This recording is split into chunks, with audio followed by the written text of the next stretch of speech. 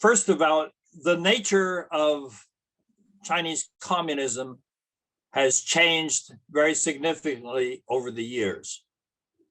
Under classic Marxism, of course, they divided society into the proletariat and the bourgeoisie. The proletariat was the working class that actually created things, and the bourgeoisie was influenced by the owners of capital. And the Communist Party was supposed to be the vanguard of the proletariat, the working class.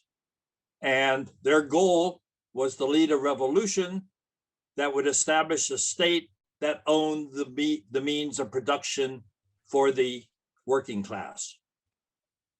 During the Cultural Revolution, because the Maoist revolution was based not on the factory workers, but on the peasants. So the Communist Party was treated as representing the workers, peasants, and soldiers.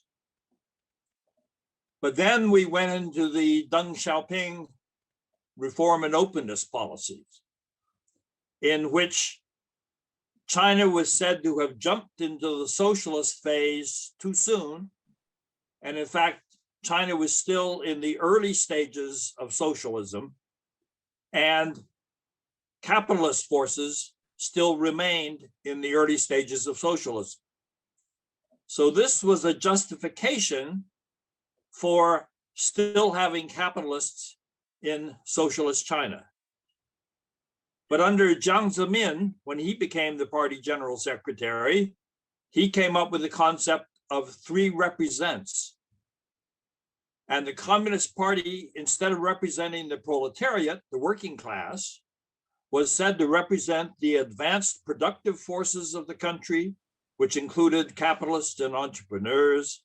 It was supposed to represent the second represent was it represented the advanced cultural forces, and that was intellectuals and scientists and artistic performers.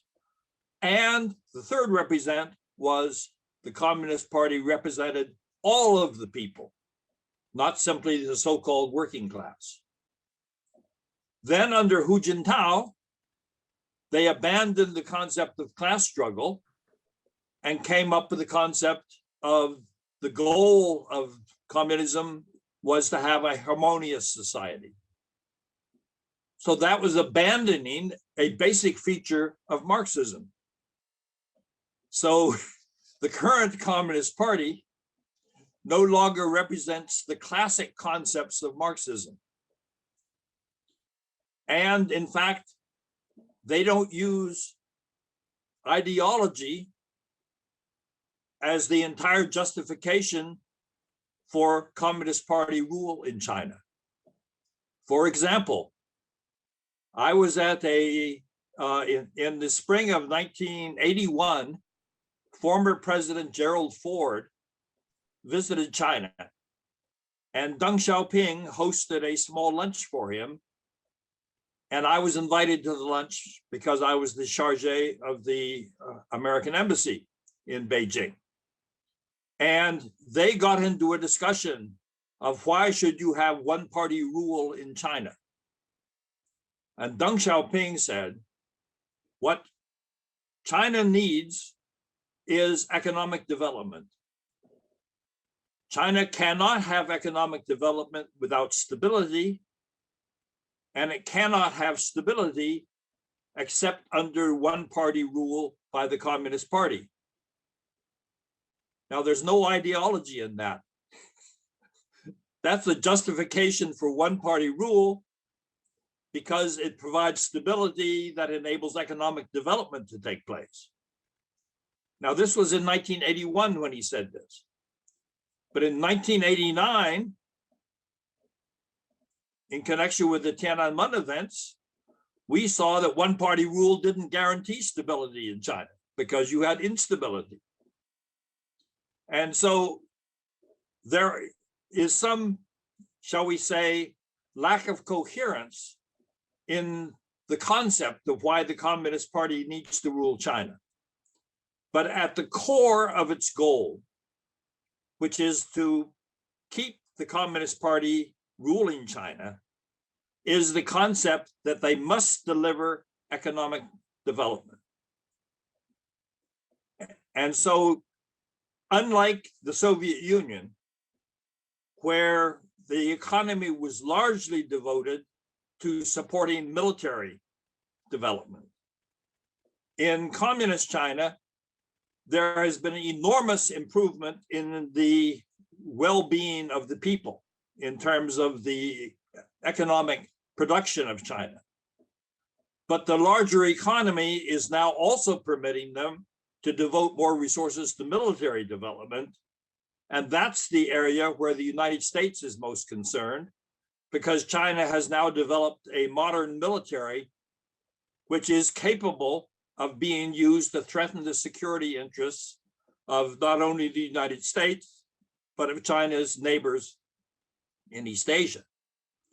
And this is the major problem that certainly Taiwan is concerned about, but the United States and Japan and other countries in East Asia are also concerned about this, is trying to put his own stamp on China's development. He has divided the period since the formation of the Communist Party 100 years ago, which will be celebrated this year. The first period was under Mao Zedong, and that was when China stood up and became an independent country, no longer under the 100 years of humiliation when foreign countries had too much influence in China. That's the concept. Then you had Deng Xiaoping, and what he did was he developed the Chinese economy so that China could reemerge as a major modern country. And Xi Jinping, under his concept of socialism with Chinese characteristics, is claiming that he represents the period when China will become a fully modern country. The so-called concept of Fuxing Guojia, of restoring the China to its rightful place in the international situation. So that is his challenge. But in the meantime, the rules that were developed for the Communist Party under Deng Xiaoping, which actually changed the nature of Communist Party rule by forcing leaders to retire when they reached a certain age. Under Xi Jinping, it looks as though they are going to no longer respect those rules. And the expectation is that at the 20th Party Congress next year, Xi Jinping, who is already over the age when you can be reelected to the Central Committee, will nevertheless continue as the head of the Communist Party in China. We don't know that this will happen, but this is what most people, including the Chinese themselves, think is going to happen. Well, that will change the whole nature of the political system in China, because for 25 years, we have had a fairly regular turnover of Chinese top leaders, because when you reach the age of 68, you could no longer be reelected to the Central Committee. The concept of qi shang ba xia, which is taking an old Chinese phrase and changing the meaning to mean that if you're 67, you can be reelected to the Central Committee, but if you're 68, you can no longer be reelected. And that was an effort to keep the top age of China's leaders below a certain limit. But they've now changed the Communist Constitution so that the president of China is no longer restricted by age limits or by term limits. But the presidency of China has no power. It's the head of state. It's an honorary position. The real power comes from being the general secretary of the Communist Party. And while the Communist Party has enforced the age limits for 25 years now, the expectation is that next year they'll make an exception for Xi Jinping. But if they make an exception for him, will they make exception for other leaders too? This is what we don't know. This is what we're going to have to see as the 20th Party Congress comes closer. And the accusations against engagement in the case of the United States and China is that our goal was to turn China into a modern, liberal, democratic country. And that is false. Because the purpose of engagement is not to change the political systems of other countries. It was never the purpose of our interactions with China. But China is subject to the influences created by engagement. And what you see now in China is an effort to curb the influence of Western ideas, including political influences. And those have had an enormous influence in China. But these haven't been controlled by the United States. This has been the result of China opening itself to the outside world, taking advantage of the opportunity to send its best and brightest young people off to Western countries in order to get an education. And they have brought back to China ideas which are threatening the legitimacy of a Communist Party rule in China. And therefore, China is trying to suppress such ideas and not permit open discussion of alternatives to Communist Party rule in China. Well, those influences were created by engagement, but they weren't the purpose of engagement. The purpose of engagement was to advance American interests. And they clearly did so, because it was partly the cooperation between China and the United States that confronted the Soviet Union with an impossible situation, and it contributed to the collapse of Soviet rule in Russia.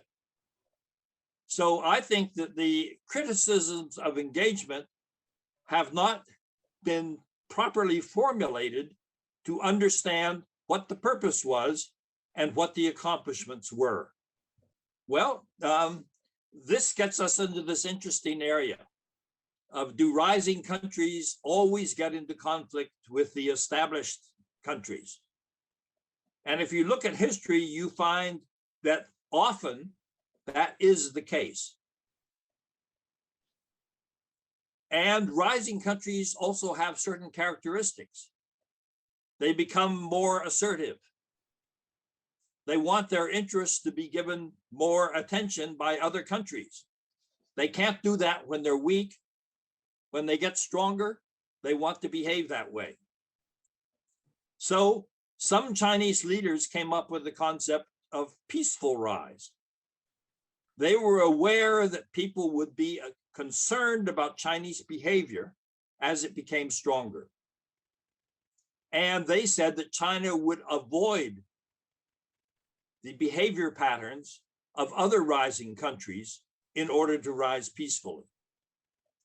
But it turned out they didn't understand their own psychology, because China was a weak country for many decades. And therefore, its principal concern was to avoid being exploited by stronger countries. But when China became strong enough to use its force to exploit other countries, we see that China has changed in its behavior patterns, and that has created enormous diplomatic problems for China. So in China, they pay special attention to what they call 周边外交, which is the diplomacy with countries around them, because they find that China's success in becoming a stronger country is causing negative reactions in the countries around China, partly because of China's behavior. And we see this very clearly in the South China Sea, where the disputes over the interests of the Southeast Asian countries on the South China Sea and China are in conflict. And so there's no question that China's behavior patterns as a stronger country is arousing concerns in the United States, in Europe, in Japan, in South Korea, and elsewhere. So when we think about how to deal with China, we have to recognize that China's success in economic development has created enormous interests, common interests, between China and the countries around it. And those countries do not want to cut off their economic cooperation with China, but they are worried about having their economies dominated by China. And they want the United States not simply to be present as a military balancing force in the Western Pacific. They want us to be economically more involved. And this is where we are not rising to the challenge. And this is not a military challenge, it's an economic challenge. I find that if China's in a highly ideological state, such as it was during the Cultural Revolution, then negotiations are much more difficult.